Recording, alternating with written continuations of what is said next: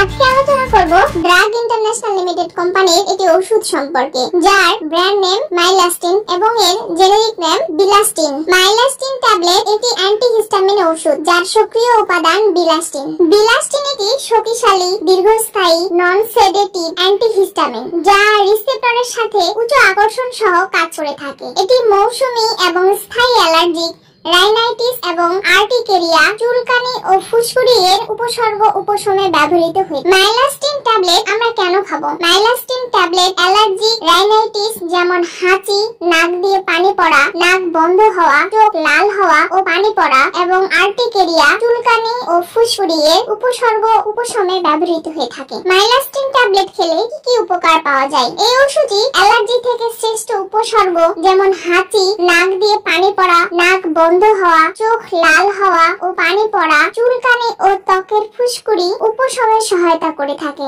এটি নন সেডেটিভ হওয়ায় সাধারণত ঘুম ঘুম ভাব সৃষ্টি করে না। শরীরে অ্যালার্জি বা চুলকানি বা শরীরে চাকা চাকা হওয়া অতি দ্রুত সারাতে বিশেষ ভূমিকা পালন করে থাকে মাইলাস্টিন ট্যাবলেট। মাইলাস্টিন ট্যাবলেট গর্ভাবস্থায় খাওয়া যাবে কিনা? গর্ভাবস্থায় বিলাস্টিন ব্যবহারের পর্যাপ্ত তথ্য নেই। প্রাণীর উপর গবেষণায় কোনো ক্ষতিকর প্রভাব পাওয়া যায়নি, তবে সতর্কতা হিসেবে গর্ভাবস্থায় এই ওষুধ ব্যবহার এড়িয়ে চলাই উচিত। মাইলাস্টিন ট্যাবলেটের পার্শ্ব প্রতিক্রিয়া। সাধারণত দেখা যাওয়া পার্শ্ব প্রতিক্রিয়াগুলোর মধ্যে রয়েছে মাথা ব্যথা, মাথা ঘোরা, তন্দ্রাচ্ছন্নতা এবং অবসাদ। এই উপসর্গগুলো সাধারণত হালকা প্রকৃতির দেখা দিতে পারে। মাইলাস্টিন ট্যাবলেটের সেবন বিধি। প্রাপ্তবয়স্ক এবং 12 বছর বা তার বেশি বয়সী কিশোরদের জন্য প্রতিদিন 20 মিলিগ্রাম একটি ট্যাবলেট খাওয়ার পরামর্শ দেওয়া হয়ে থাকে। ট্যাবলেটটি খালি পেটে পানি দিয়ে গ্রহণ করতে হবে। ভুলবশত এটি ডোজ মিস হলে পরবর্তী নির্ধারিত সময়ে ডোজ গ্রহণ করতে হবে। অতিরিক্ত ডোজ গ্রহণ করা